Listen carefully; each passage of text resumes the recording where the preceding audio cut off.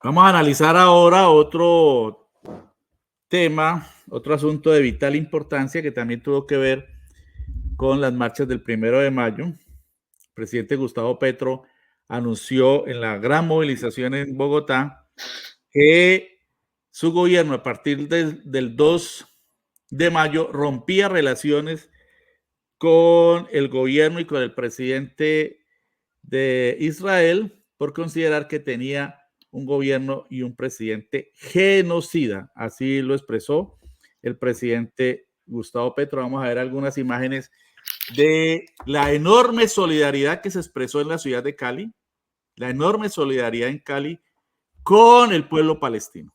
Y para analizar esta histórica decisión que las élites oligárquicas han salido a cuestionar siempre porque ellos están del lado del genocidio, hemos invitado a la doctora Odette Gitti, vocera de la comunidad palestina en Colombia, magíster en estudios del Medio Oriente de la Universidad de Londres e investigadora. Muchas gracias, doctora Gitti, por acompañarnos en Periodismo Libre.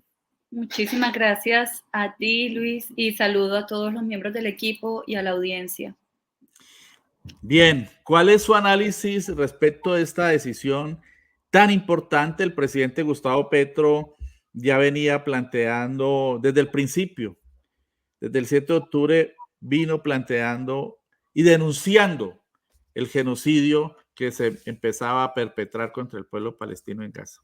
Desde el mismo momento en que ocurrió la incursión, la invasión del Estado de Israel.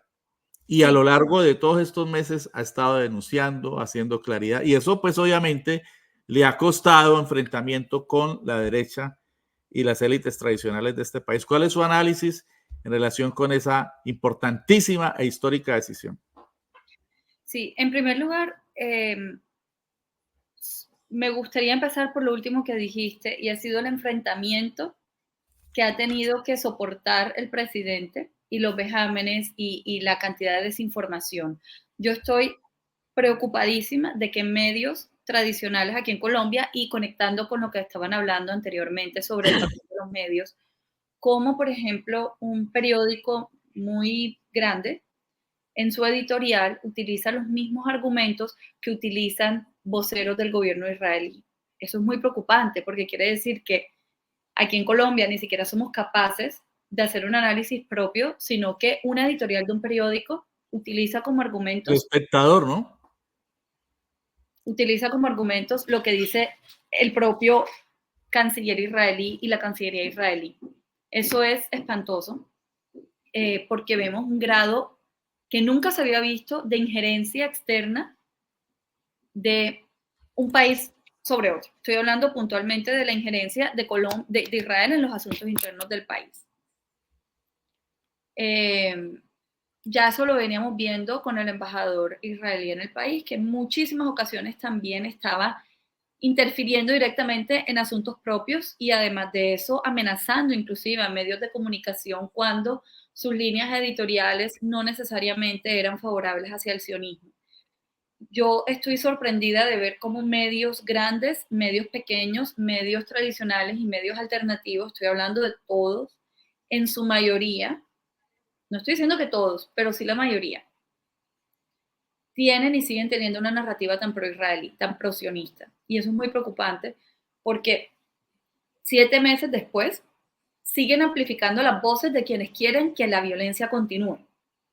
Entonces, aquí ya no se trata que tú no tienes que ser de izquierda, de derecha, y eso es una lucha que nosotros estamos dando como comunidad palestina, porque dentro de la comunidad palestina hay personas de izquierda y de derecha. En Palestina hay personas de izquierda y de derecha, hay partidos de derecha y partidos de izquierda. Y aquí en el punto en el que estamos es que más allá de la orientación y la tendencia política, se trata de un tema de humanidad y de derechos humanos, y los derechos humanos no miran si tú eres de izquierda o de derecha, ¿ya? La legislación internacional aplica por igual a todos, sin ver colores políticos. Entonces, sí es necesario empezar a desligar el tema de Palestina de alguna orientación política, porque lo que esto hace es que termina justificando el genocidio. sé si me hago entender, pero entonces ya naturalmente cualquier medio, cualquier político, cualquier colectivo que sea de derecha, enseguida va a estar con Israel, a pesar de que eso suponga justificar el asesinato de 14.000 niños. Eso no tiene ninguna justificación de ningún tipo. No hablemos de los adultos, no hablemos de las mujeres, no hablemos de las personas de la tercera edad, hablemos solamente de los niños. Eso no tiene ninguna justificación. Y en ningún momento de la historia asesinar a 14.000 niños ha sido útil para algo o ha sido el camino para algo. Y yo estoy segura que en un par de años en los libros de historia va a entrar este episodio y vamos a estar quienes estuvimos del lado correcto de la historia, como el presidente, y muchos de los que estamos aquí y quienes no. Pero no es una política segregacionista, racista, esa precisamente muy orientada a tratar de destruir de raíz, es decir, los niños que van a ser los luchadores del futuro. No está orientada esa política del régimen de Israel precisamente al acabar con los niños, porque hay información en el sentido de que ubican, saben dónde están los niños. Eso no, desde mi punto de vista, eso no es gratuito. Eso es toda una política genocida. No, es un crimen de lesa humanidad. Está orientada y eso es una política que aplicaron los nazis, que aplicaron los fascistas en la Segunda Guerra Mundial y que costó millones y millones de vidas de muchas personas de origen judío, ¿no? Muchos de los cuales ahora justifican estos crímenes que son tan nazis y tan fascistas como los que cometió Hitler y su banda en la Segunda Guerra Mundial, profesora, doctora Gidi. Sí, mira, hay una moral muy selectiva. Aquí no solamente se está prolongando el sufrimiento y el asesinato de vidas palestinas, sino que además se está justificando, y eso es muy grave. En días recientes me ha tocado debatir con varias personas que son sionistas, ¿cierto?, que defienden el sionismo en Colombia, y yo hasta el momento no he escuchado de parte de ellos decir que las vidas palestinas valen igual que las vidas israelíes. Y eso es algo que nosotros como comunidad hemos repetido desde el inicio. Hemos condenado la violencia, venga de donde venga, y para nosotros todas las vidas valen igual. Eso nunca lo hemos visto en la contraparte. Y peor aún, seguimos viendo cómo inclusive niegan lo que está pasando. Dicen que el ejército israelí es el ejército más moral, más humano, y que está tomando todas las medidas necesarias para prevenir daños y muertes civiles, y todos sabemos que eso no es así, pero lo están diciendo y defendiendo y los medios les están dando los micrófonos a este tipo de argumentos. Y además de eso, están negando el número de víctimas palestinas, diciendo que las cifras de muertos que tenemos, que superan los 40.000, 10.000 bajo los escombros, ya muertos también, más de casi 100.000 heridos, están diciendo que esas cifras no se pueden confiar, porque esas cifras vienen del Ministerio de Salud de Gaza y es controlado por Hamas. Eso es una falacia. El Ministerio de Salud de Gaza es de la Autoridad Nacional Palestina. Y es simplemente cuestión de ver esas fotos para entender que 40.000 muertos es completamente factible y posible. Entonces, es terrible ver que además de justificar lo que están haciendo, por otro lado también lo están negando, diciendo que no está pasando nada, que esas cifras de muertos no es así, que Israel está tomando todas las medidas para proteger las vidas civiles. Es falacia tras falacia. Es el cinismo en grado sumo y eso produce más dolor, eso produce escozor, porque frente a esta enorme destrucción, como estas pocas imágenes que tenemos aquí, pero hay por miles. Lo más doloroso, doctora Gidi, es que en el mundo solo ahora se empieza a despertar la solidaridad, porque a lo largo de más de 6 meses lo que ha habido es connivencia, silencio, complicidad con este genocidio. Solo algunos pocos medios hemos estado desde el principio en la solidaridad con el pueblo palestino. Usted puede ver aquí en una de las esquinas de nuestra pantalla con Palestina en el corazón. Y lo hacemos de manera consciente, porque el humanismo, como usted lo dice, está por encima de cualquier consideración filosófica, política, ideológica. El humanismo es poner al ser humano en uno de los lugares fundamentales al lado de la naturaleza, de la reivindicación del ser. Entonces, nosotros desde el principio lo hemos planteado. Ahora, afortunadamente, se empieza a dar un despertar de los universitarios, que empieza además a ser violentamente reprimido. En Estados Unidos, miren la represión que está ocurriendo contra los jóvenes universitarios. Pero a pesar de esa violenta represión de Estados Unidos, que es el principal soporte de ese genocidio y de los genocidas que gobiernan Israel, lamentablemente, se empiezan a dar a conocer, a mantener elementos de resistencia, no solamente en universidades de Estados Unidos, sino en otras universidades en Europa, por ejemplo. Y esperamos que en nuestro país también haya ese despertar en las universidades. ¿Cree usted, doctora Guidi, que estamos a puertas de un despertar como ocurrió hace 50, 55 años, cuando las juventudes del mundo, empezando por las estudiantiles universitarias, se levantó contra la invasión de Estados Unidos a Vietnam y ese constituyó uno de los factores fundamentales para la derrota de esa invasión?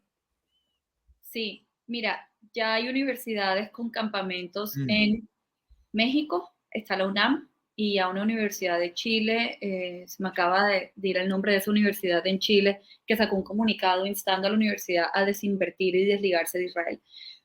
Yo, te soy sincera, he estado atónita del silencio de las universidades de Colombia, no de los estudiantes, porque sí hay colectivos de estudiantes, especialmente en Bogotá, que han estado muy vocales desde el principio, haciendo plantones, haciendo conferencias, cátedras, pero en la Nacional, a principio de año, tuvimos un director de orquesta israelí inaugurando la temporada de conciertos de la Orquesta Filarmónica, de la Sinfónica Nacional, disculpe. Hay universidades en Colombia que tienen convenios activos con Israel, algunos de ellos en temas de ciberseguridad. Y esperamos que los estudiantes en Colombia empiecen a darse cuenta de la magnitud de ser cómplices de un genocidio. Pero sí me ha sorprendido el silencio de las universidades. No hemos visto el primer comunicado oficial de ninguna universidad en Colombia desde que inició el genocidio, condenándolo, a pesar de que Israel destruyó toditas las universidades de la Franja de Gaza. Eso parece no importarle a las universidades en Colombia. Yo sí creo que este movimiento de estudiantes puede ejercer una presión importante. Me preocupa, sin embargo, el grado de represión y de violencia ejercida contra ellos, porque eventualmente esto puede hacerle que muchos se frenen, ¿no? O sea, sí reconozco la determinación de los estudiantes, pero cuando ya estamos hablando de que entran personas a físicamente violentarlos, personas que sabemos que son agentes del sionismo, ya ahí eso es un problema y es una estrategia para silenciarlos, ya, para que la policía no tenga que cargar con el peso de ser quienes reprimen las protestas. Lo que están haciendo es que hay estos grupos de personas camufladas que están entrando a violentarlos y sabemos quiénes son. Entonces eso me preocupa.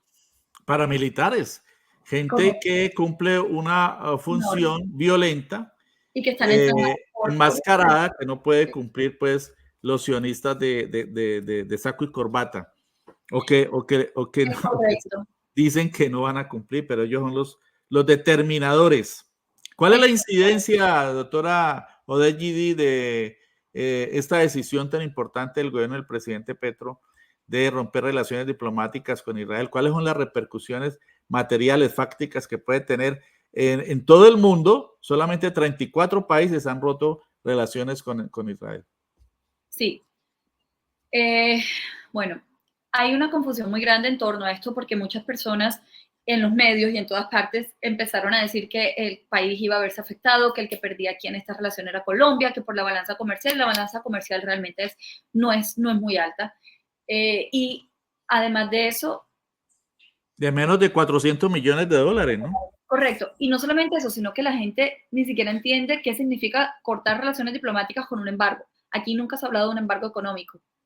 Es decir, todos los contratos que están vigentes, las transacciones vigentes van a seguir dándose. Hay contratos con pólizas, inclusive en el sector militar, que tienen que seguir cumpliéndose. Aquí nunca se ha hablado de un embargo militar. Entonces, lo que hace una ruptura de relaciones es retirar embajadores, sacar el personal diplomático. Mira que inclusive se dejó abierta la atención consular. Entonces, la oposición ha hecho un problema de donde realmente ni siquiera lo hay. El acto del presidente es un acto diplomático, simbólico, de presión para hacer que un Estado que está en violación flagrante del derecho internacional empiece a cumplirlo. Es que tú no te puedes sentar con un Estado que está infringiendo la ley internacional y decirle, ¿Será que por favor podrían dejar de cometer crímenes? Nos gustaría. Eso no funciona así.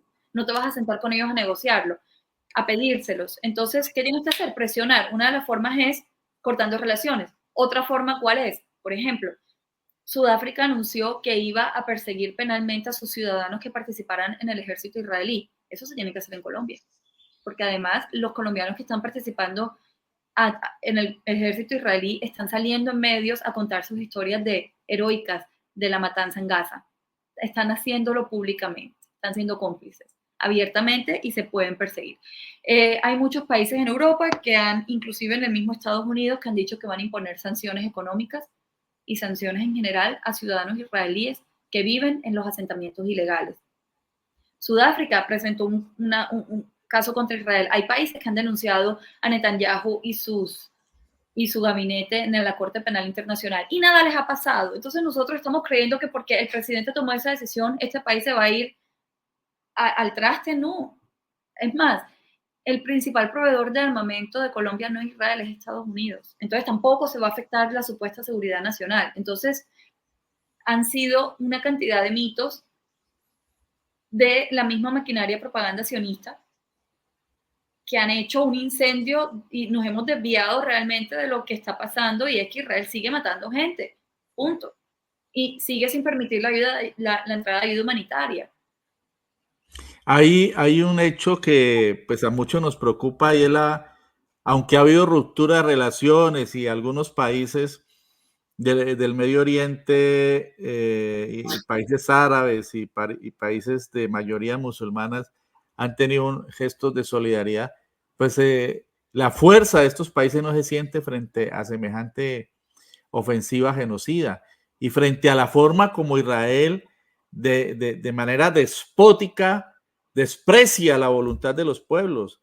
No le importa absolutamente nada las decisiones del Consejo de Seguridad de las Naciones Unidas, no le importa absolutamente nada la reacción de las universidades, y con un despotismo y con una arrogancia terrible que hiere la dignidad humana, sales a retar y amenazar a las personas. Ya hemos recibido información en el sentido de que está amenazando a los magistrados de la Corte Penal Internacional que se atrevan a llamar a juicio a estos criminales del régimen genocida israelí. ¿Usted qué opina de esa impunidad internacional? ¿Qué es lo que la sustenta? ¿Estados Unidos solamente?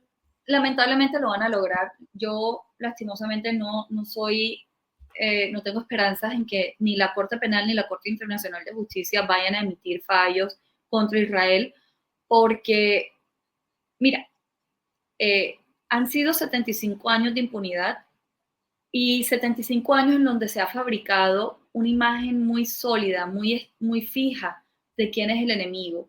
El enemigo del supuesto Occidente es esa persona que vive en Oriente, entre comillas, esa persona que tiene ciertos rasgos, que profesa cierta religión. Entonces, con el simple hecho de que en Netflix, vamos a hablar de la cultura popular, porque lamentablemente la mayoría de jóvenes, todos terminamos en Netflix cuando no tenemos más nada que hacer. La serie Fauda, no sé si sabes cuál es, pero el hecho de que existe una serie como Fauda en Netflix y que tanta gente se la vea y que sea tan popular, una serie donde se deshumaniza por completo al palestino, eso permea la psique colectiva, y entonces eventualmente la gente sigue viendo esto como una lucha entre el bien y el mal, una lucha entre Israel como pilar de la humanidad, de la democracia, pilar de Occidente, de la tradición judeocristiana supuestamente, que está luchando contra este Islam peligroso que nos va a hacer daño. Mira, mi familia proviene de Belén. Nosotros somos una familia árabe palestina católica. Nuestras raíces se hunden en Palestina desde básicamente desde que empezamos a contar la era cristiana.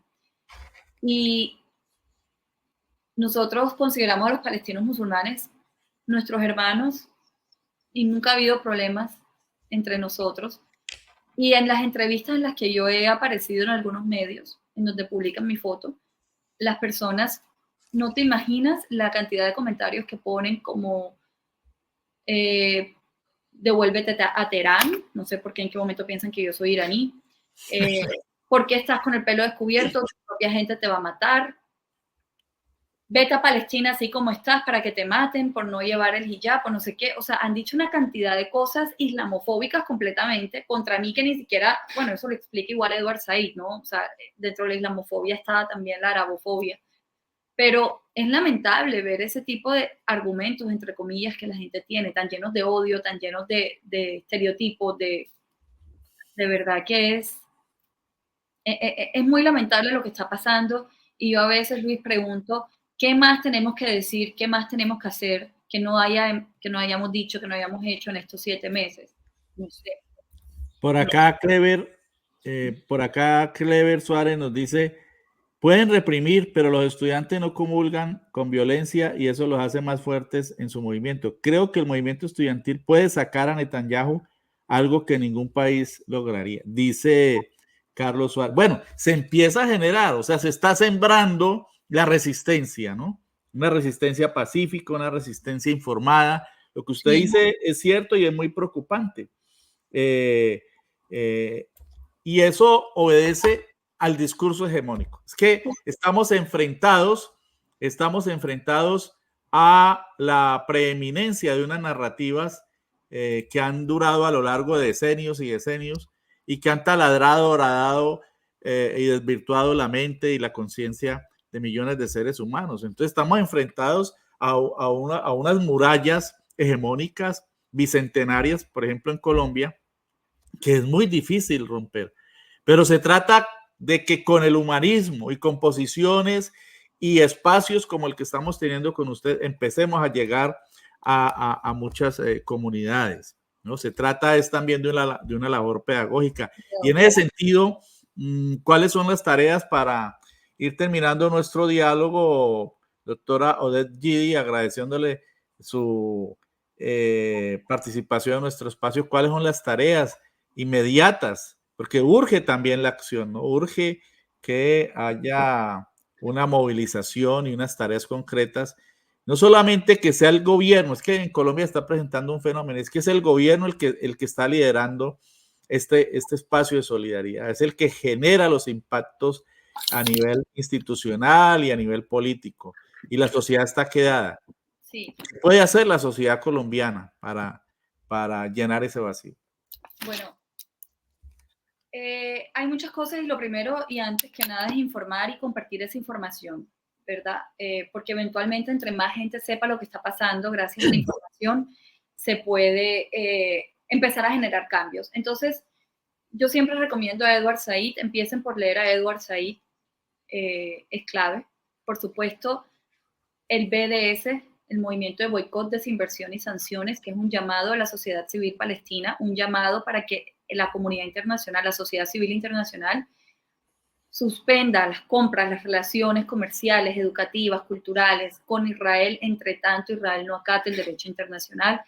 Esa información está disponible, métanse en internet a buscar BDS, que es un movimiento pacífico, no violento, un llamado a los mismos palestinos para que dejemos de comprar productos israelíes, etc.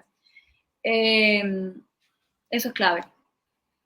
Yo también apoyaría, bueno, si me preguntan, yo apoyaría en mi ciudad quiénes son los grupos, los colectivos que están creando conciencia y los apoyaría de alguna forma. Si están los medios de ustedes económicos, de algunos de los oyentes, de los espectadores, donar a alguna agencia de ayuda humanitaria, háganlo, no tengan miedo de donarle a la UNRWA, que es la Agencia de Naciones Unidas para los Refugiados Palestinos. Miren, los refugiados palestinos es la única población refugiada del mundo que tiene su propia Agencia de Naciones Unidas, creada desde 1950 para atender y eso dice mucho de la magnitud de su tragedia y de las necesidades. Israel hace poco empezó a decir que las personas que trabajan en la UNRWA están asociadas con Hamas y con los ataques del 7 y varios países suspendieron su apoyo a la UNRWA. Otra cosa importante, lectores. Nosotros como lectores de los medios y consumidores de los medios tenemos el derecho de exigir una cobertura mejor y más objetiva y menos parcializada. Cada vez que vean un editorial, un artículo de opinión, cuando vean que voces palestinas no están siendo representadas, escríbanle al medio y exíjanlo. Hay un medio aquí en Colombia muy popular en Instagram entre la juventud que publicó únicamente el comunicado de la Confederación de Comunidades Judías de Colombia y no publicó el comunicado de la comunidad palestina a raíz del rompimiento de relaciones. Eso, o sea, es que ni siquiera eso ya es un tema de ética periodística y ética profesional, ¿ya? Entonces, exíjanle también a los medios, no tengan miedo de escribirles cartas, PQRs, inclusive derechos de petición, porque es que hay que hacernos sentir.